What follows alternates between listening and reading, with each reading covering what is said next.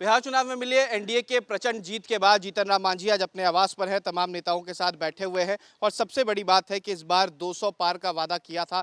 चुनाव के दिन भी हमने जीतन राम मांझी जी से मुलाकात की थी। सर, आपने 200 पार का वादा किया था और देखिए 200 पार हो गया, क्या कहेंगे? हमको स्मरण नहीं है कि हमने कहा था कि 200 से पार करेंगे। हमको ये था कि आशातीत सफलता मिलेगी, 160 से ऊपर हम लोग जाएंगे। और उसका कारण हम बतलाते थे कि महिलाएं काफ़ी इंटरेस्ट ले रही है वोट में, खास करके 6-11 को लिया था। तो महिलाएं नीतीश कुमार के संबंध में बड़ा सॉफ्ट कॉर्नर रखती हैं, क्योंकि महिला सशक्तिकरण के लिए नीतीश कुमार ने बहुत सारे काम किए हैं। और जहाँ तक युवाओं का सवाल है, युवाओं के बारे में भी जो 1 करोड़ को नौकरी या रोज़गार देने की बात आई है, उससे भी उन लोगों के दिमाग में बात आई है कि हमने ऐसा करेंगे। इसलिए हमने ऐसा कहा था कि हाँ, 180 से 160 से ऊपर आएंगे, 180-85 तक जाएंगे। लेकिन 10-20 वोट हम लोग को ज़्यादा मिल गया। इसके लिए बिहार की जनता को बधाई देते हैं, शुभकामना देते हैं और नीतीश कुमार के प्रति आभार व्यक्त करते हैं कि डबल इंजन की सरकार को बहुत ठीक ढंग से चलाया। नरेंद्र मोदी जी के विशेष कृपा, पूर्वोदय का और बिहार का काफ़ी उन्होंने केयर किया और उस धन को ठीक ढंग से उपयोग किया नीतीश कुमार ने।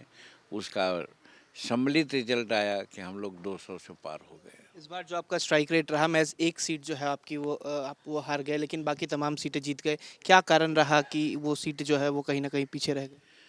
उसमें हम लोगों ने समीक्षा किया है।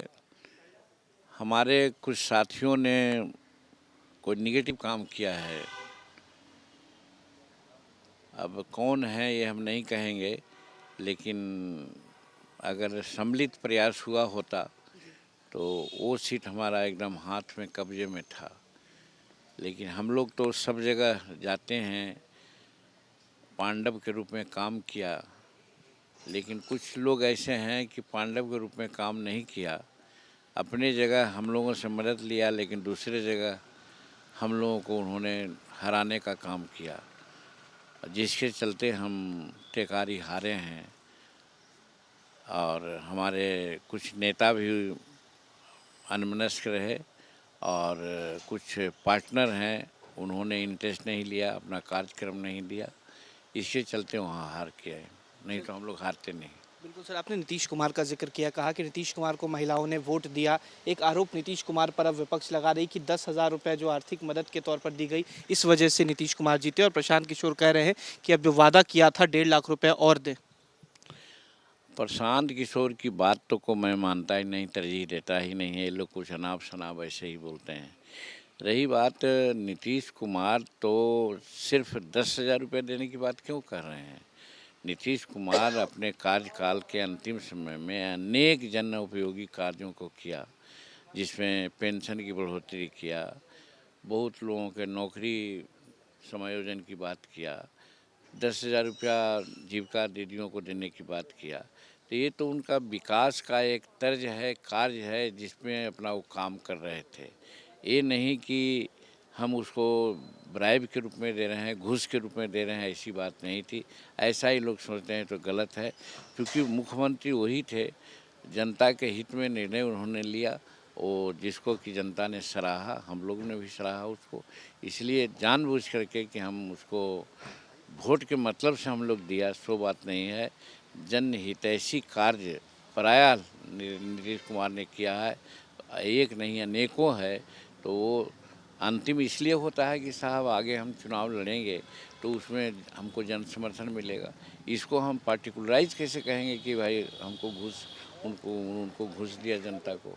एक आखिरी सवाल है, आरजेडी में पार्टी में अंतर्कलह हुआ, परिवार में भी अंतर्कलह हुआ।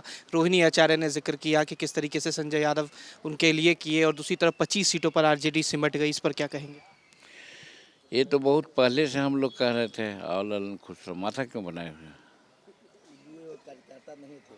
अच्छा, उसी के लिए। अच्छा, बैठो बैठो।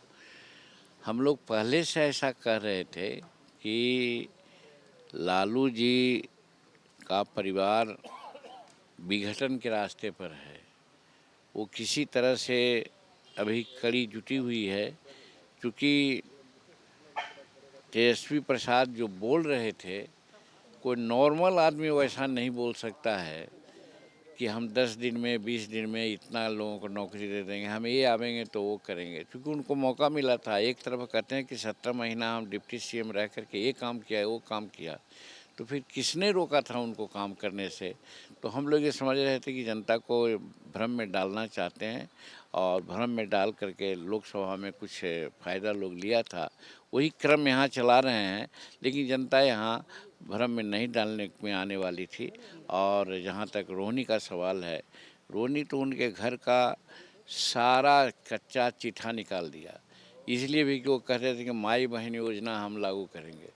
जब अपने घर में माई बहन को उन्होंने जब बेइज्जत किया तो माई बहन योजना क्या लागू करते हैं? तो धन्यवाद देते हैं बिहार की जनता को कि समय के पहले पहचान लिया, उनके विरुद्ध में काम किया। और वो जो काम किए हैं बहुत हीनियस क्राइम किया है। किसी अबला के पास, किसी बहन के पास, किसी नारी के साथ इस तरह की घटना नहीं होनी चाहिए। उसमें भी किसी के द्वारा अपने अगर किए होते तो हो सकता था भाई बहन का अपना कुछ झगड़ा होता है व्यक्तिगत रूप में, लेकिन किसी दूसरे से बेइज्जत करवाना, मैं समझता हूँ कि ये अपमान को बिहार की जनता को नहीं सहन करना चाहिए और इसका बदला आगे लेना चाहिए। और हम समझते हैं कि ऐसे आदमी राजनीति करने लायक नहीं है। चलिए, बहुत शुक्रिया। ये थे हमारे साथ बिहार के पूर्व मुख्यमंत्री जीतन राम मांझी, वर्तमान में केंद्रीय मंत्री भी हैं। सीधे तौर पर कहा कि जो हमने कहा था वो हुआ, और साथ ही साथ तेजस्वी यादव और राष्ट्रीय जनता दल के प्रकरण को लेकर ये साफ तौर पर कहा कि जिस तरीके का व्यवहार रहा रोहिणी आचार्य के साथ, रोहिणी आचार्य ने पूरा राष्ट्रीय जनता दल का चिट्ठा जो है वो खोल दिया। एक सीट पर हार को लेकर साफ कहा कि पार्टी में कहीं ना कहीं एक एकजुटता नजर नहीं आई, इस वजह से एक सीट हार गए, वरना वो सीट भी हम जीतने वाले थे। वीडियो जर्नलिस्ट सत्येंद्र कुमार के साथ उत्कर्ष, न्यूज़ नेशन, पटना।